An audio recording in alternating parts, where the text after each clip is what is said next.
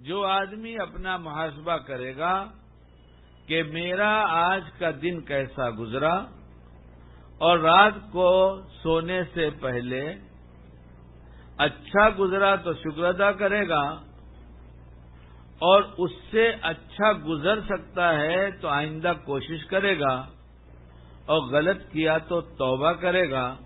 اگر یہ اس نے اپنی عادت بنایا، جس نے بنایا وہ دھیرے دھیرے دھیرے اس کا رخ صحیح رخ پہ پڑ جائے گا اور وہ دنیا سے کامیاب ہو کر جائے گا۔ دوسروں کا حساب لگانا چھوڑ دو، کون کیسا یہ اللہ تم سے نہیں پوچھیں گے، کس نے کتنی غلطیاں کیا ہے تم سے نہیں پوچھیں گے۔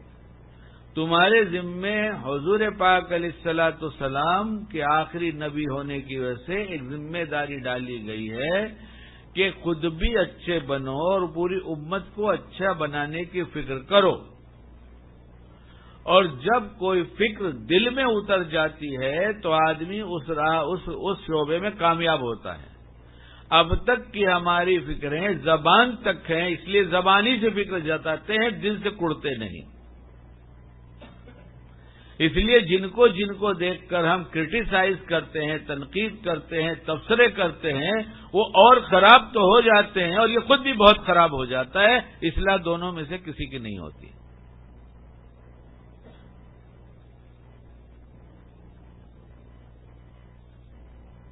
دائی کے اوصاف میں سے ہے کوڑھنا،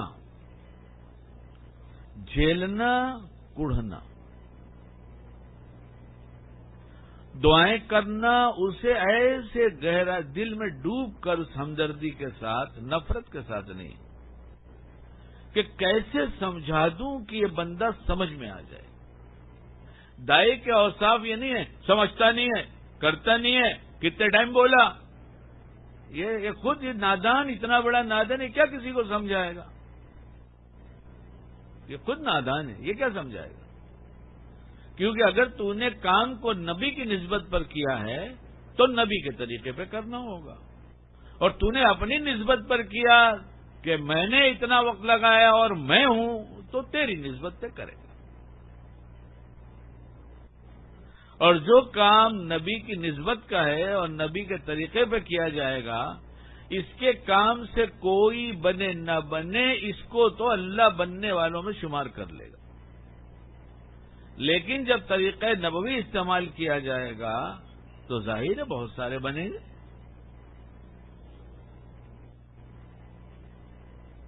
اس لیے شکیل سے کہہ رہا ہے کہ اپنی زبان پر کنٹرول کر۔ کیوں کر؟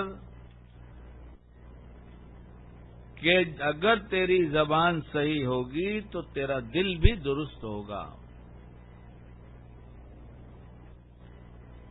اس لیے ہم خود اپنی زندگی دیکھیں، ہم اس زبان سے کیا بولتے ہیں، کب بولتے ہیں، کتنا بولتے ہیں، کیسے انداز سے بولتے ہیں، کیا کیا نیتوں سے بولتے ہیں، یہ ہم سب دیکھیں۔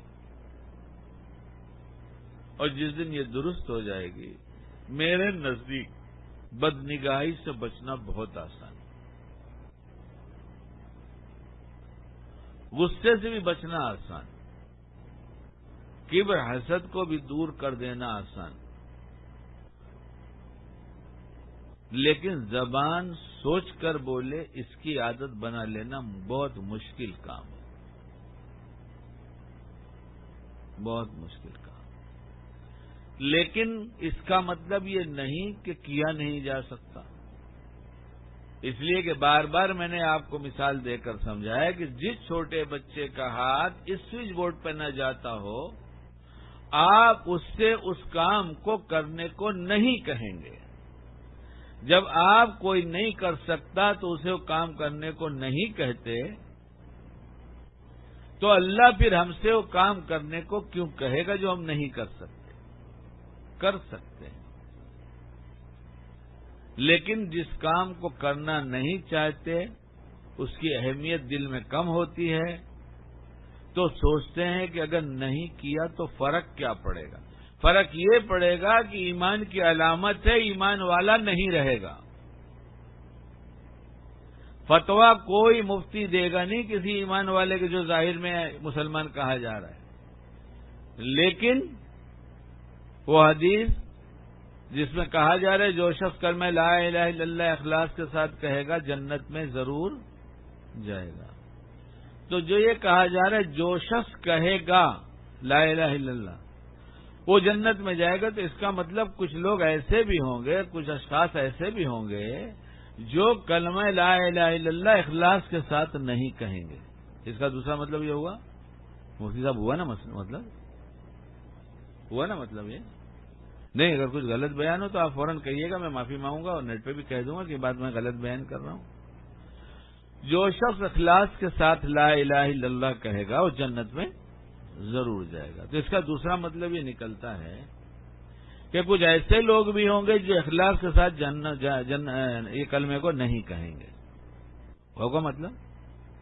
اچھا، جب اس کا یہ مطلب ہوا تو دو طرح کے لوگ ہو گئے. ہم کس میں ہیں، علامت کیا ہے اس اخلاص کی، علامت کیا ہے. دوسرے قسم میں اس سے مطلب نہیں. ہمارا شمار کس میں، اخلاص والوں میں ہے کہ بغیر اخلاص والوں میں. تو آپ علیہ الصلوۃ والسلام اللہ تعالیٰ ان کے خوب درجات بلند فرمائے، کہیں امت کو ادھورا چھوڑا نہیں. راستے میں ہر جگہ رہبری کر دیا ہے.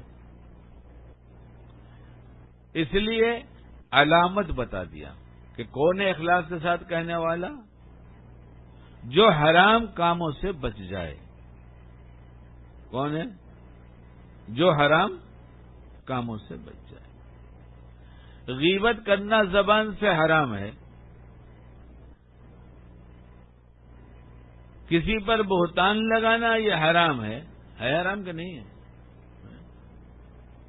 اور لایانی ایسی چیز ہے کہ نیکیوں کو تو ختم ہی کر دیتی ہے. اور جب نیکی ختم ہو گئی تو سارا نور روشنی قلب کی ختم ہو گئی. اور جب اندھیرا ہو گیا تو پھر کچھ سمجھ میں نہیں آئے گا دوست کون ہے دشمن کون ہے. نفس شیطان کی باریک چالیں تو چھوڑ دو، موٹے موٹے بڑے بڑے حکام سے روگردانی کرنے لگے گا اور کہے گا اب سب چلتا ہے. آج کے زمانے میں یہ سب نہیں ہو سکتا. یہ اس کو اتنا اندھیرا اس تک پہنچے گا کہ یہاں پہنچ جائے گا اور پھر اس کا ایمان جائے گا. اور کل قیامت میں لوگ کہیں گے میرا پڑوسی تک کلمہ پڑھتا تھا لیکن یہاں اس کا حشر ایسا کیوں ہو گیا کہ اخلاص کے ساتھ نہیں پڑھا تھا.